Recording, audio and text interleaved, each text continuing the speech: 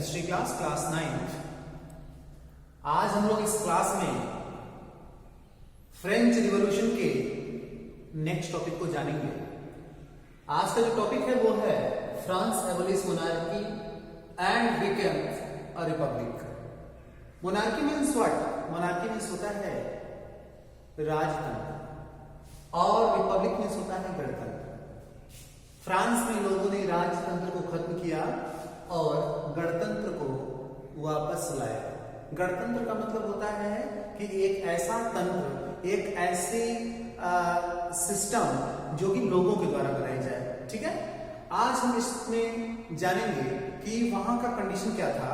तो देखिए, पहला सिचुएशन इन फ्रांस, हम लोग जानेंगे कि फ्रांस में लोगों की कंडीशन कैसी थी, लोग कैसे किस समस्याओं का सामना कर रहे थे। तो आइए देखते हैं। एक्चुअली लुईस 16, आपने पीछे देखा कि लुईस 16 ने लास्ट में कॉन्स्टिट्यूशन पे साइन किया। जो कॉन्स्टिट्यूशन बना हुआ था 1791 में नेशनल असेंबली के द्वारा, उसमें लुईस 16 ने सिग्नेचर किया और सिग्नेचर करने के बाद अपने टोटल जो पावर था उसको हैंड ओवर कर दिया नेशनल असेंबली को। लेकिन आपको ये बता दें कि जो लुईस 16 था वो कभी नहीं चाहता था कि वो अपने पावर दूसरे को हैंड ओवर करे। ठीक है, तो इसमें होता क्या है कि वो प्रशिया के जो राजा थे उनसे नेगोशिएशन करता है, समझौता करता है, और उसके साथ साथ जो फ्रांस देश था उसके अगल बगल के सटे हुए जो देश थे उसके भी राजा बहुत चिंतित थे। उनको ये डर सता रहा था कि जो लोग फ्रांस में आंदोलन कर करके रिपब्लिक गवर्नमेंट बनाए या रिपब्लिक सिस्टम बनाए, कहीं वही सिस्टम बनाने के लिए उनके देशों में भी लोग आंदोलन करना ना शुरू कर दें। ठीक है, तो वो सारे जो देश थे वो प्लानिंग कर रहे थे कि हम अपनी सेना को भेजेंगे फ्रांस में और ये हमारी सेना फ्रांस में जाएगी और जो वहां पे रिवॉल्यूशन लाइन से उसको वो सप्रेस कर देंगे, दबा देंगे। ठीक है, लेकिन ऐसा होता इसके पहले ही नेशनल असेंबली में ये डिस्कशन लिया गया कि हम लोग इनके द्वारा जो राजा जो कि लुईस 16 थे जो समझौता कर रहे थे, जो लोगों से सहायता दे रहे थे, तो उसके बारे में नेशनल असेंबली को पता चल गया और नेशनल असेंबली ने लोगों के साथ मिलकर के उन्होंने उनके खिलाफ आंदोलन करने का या युद्ध करने का निश्चय किया। ठीक है, अब क्या होता है देखिए कि फ्रांस में जब सारे लोग यूनाइट हो जाते हैं और वो डिसाइड करते हैं कि अब हम राजा के खिलाफ खुलेआम युद्ध लड़ेंगे, और सारे लोग उसमें युद्ध लड़ने के लिए तैयार भी होते हैं, और जो वॉलंटियर्स होते हैं वो आर्मी के रूप में अपॉइंट होना शुरू हो जाते हैं। ठीक है, इस तरीके से एक आर्मी बन जाती है जो कि लुईस 16 के खिलाफ और प्रशिया या अन्य देशों के खिलाफ युद्ध करना शुरू कर देते हैं। लेकिन आपको ये पता होना चाहिए कि जब युद्ध शुरू होता है तो उस समय फ्रांस में एक्चुअली में लोगों की जो कंडीशन होती है वो खराब हो जाती है। कंडीशन खराब क्यों होती है भाई? कंडीशन इसलिए खराब होती है क्योंकि जो आदमी थे, जो पुरुष थे, वो युद्ध लड़ने चले जाते हैं, लेकिन घर की जो आर्थिक स्थिति खराब हो जाती है, उस आर्थिक स्थिति को मैनेज कौन करता? तो उस आर्थिक स्थिति को मैनेज करने की जिम्मेदारी औरतों को दे दी गई। अब औरतों का यह रिस्पॉन्सिबिलिटी था कि वो अर्निंग इकट्ठा करें, लाइवलीहुड इकट्ठा करें और परिवार के खर्च को मेंटेन करें। ठीक है, लेकिन अभी यही कहानी नहीं खत्म होता है। अभी भी जो युद्ध है वो युद्ध काफी लंबे समय तक चलता है। उस युद्ध को लंबे समय तक चलने का कारण क्या है? उस युद्ध को लंबे समय तक चलने का कारण है कि लोग अभी भी संतुष्ट नहीं थे उस कॉन्स्टिट्यूशन से जो कि नेशनल असेंबली के द्वारा बनाया गया था। वो चाहते थे कि हम युद्ध तब तक जारी रखेंगे जब तक कि हमें, यानी कि सामान्य लोगों को, जो सामान्य लोग यानी कि जो छोटे तबके के लोग थे, उन सारे लोगों को जब तक अधिकार नहीं मिल जाएगा। ठीक है, तो अब क्या करते हैं वो लोग? युद्ध को कंटिन्यू रखना चाहते हैं। वो चाहते हैं कि जो कॉन्स्टिट्यूशन बना है उसमें परिवर्तन लाया जाए और सारे लोगों को वोट देने का अधिकार प्रदान किया जाए। ठीक है, अब जब ये सारे लोग युद्ध छेड़ते हैं तो क्या करते हैं? वो एक पैट्रियोटिक सॉन्ग गाते हैं जिसको क्या बोलते हैं? मर्सिलाइज।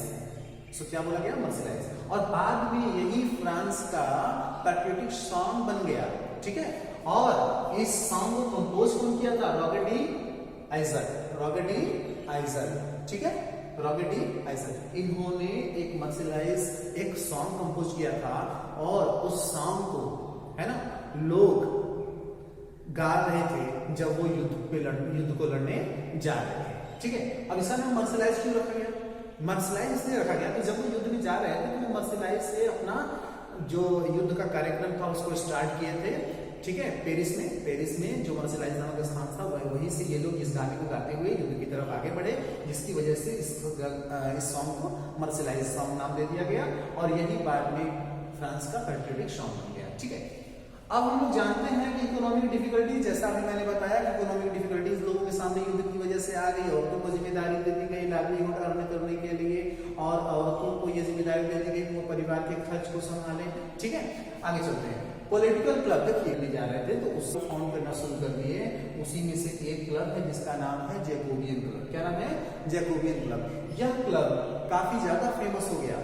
वैसे तो बहुत सारे क्लब फाउंड हुए लेकिन जैकोबियन क्लब जो था वो काफी ज्यादा फेमस हो गया और इसलिए फेमस हुआ क्योंकि इसमें बहुत सारे जो लोग थे वो कैसे थे? लेस प्रॉस्परस थे, मतलब कम समृद्धशाली थे, छोटे तबके के लोग थे।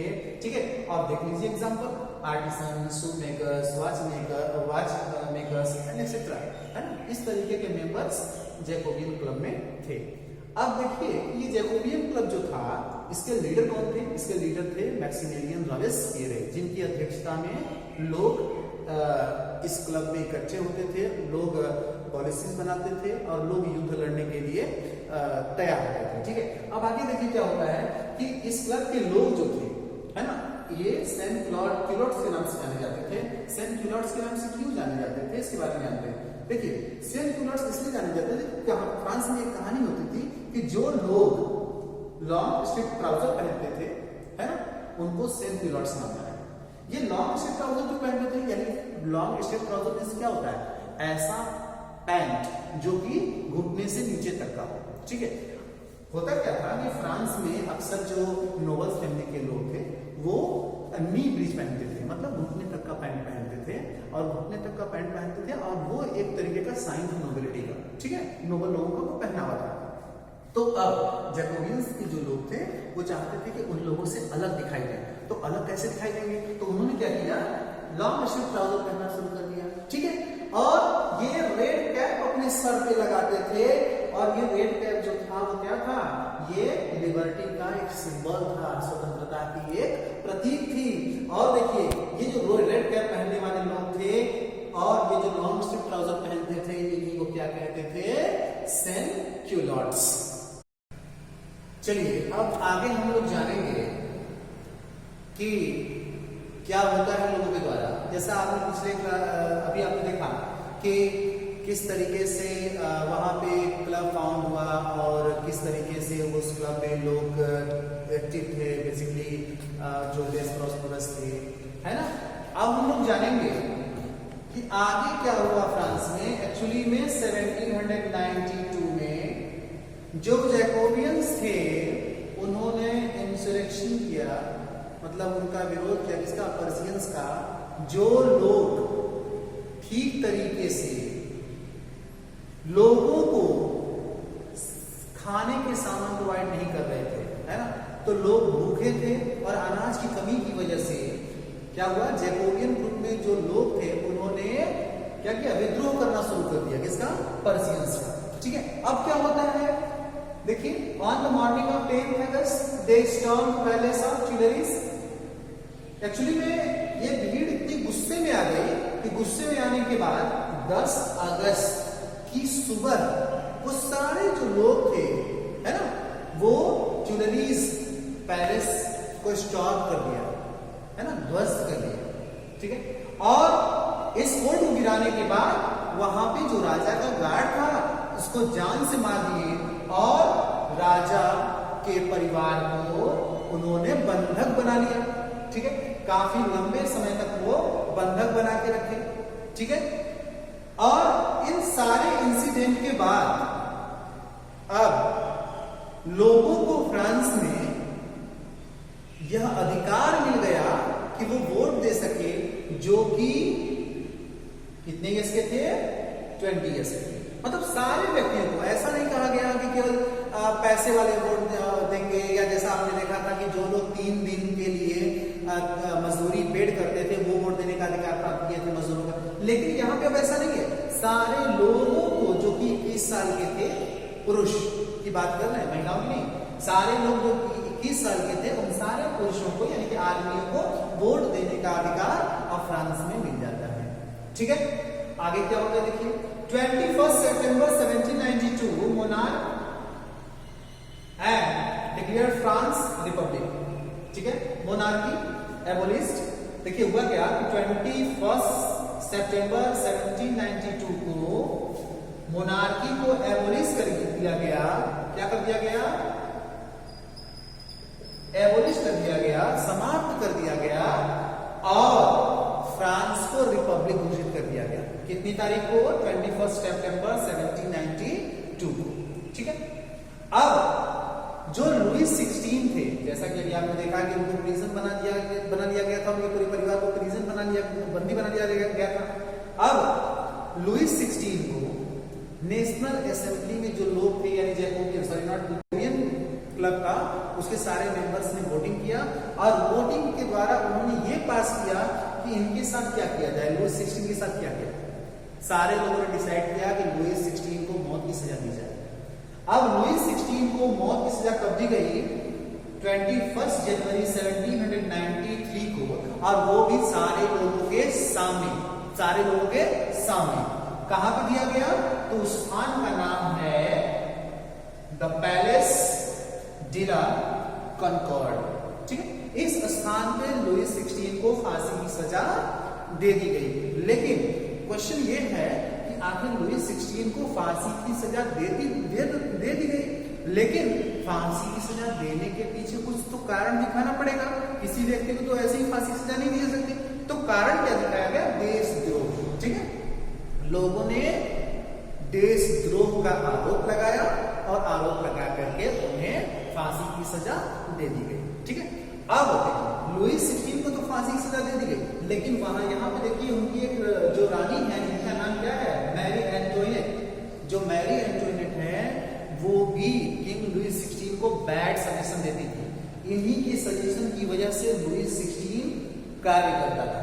ठीक है, तो अब क्या हुआ कि लुईस 16 को तो फांसी की सजा दे दी गई और साथ साथ मैरी एंटोइनेट को भी फांसी की सजा दे दी गई। मतलब ये दोनों लोग मृत्यु को प्राप्त हो जाते हैं और इस तरीके से ये फ्रांस में मोनार्की खत्म हो जाता है और रिपब्लिक आ जाता है। ठीक है।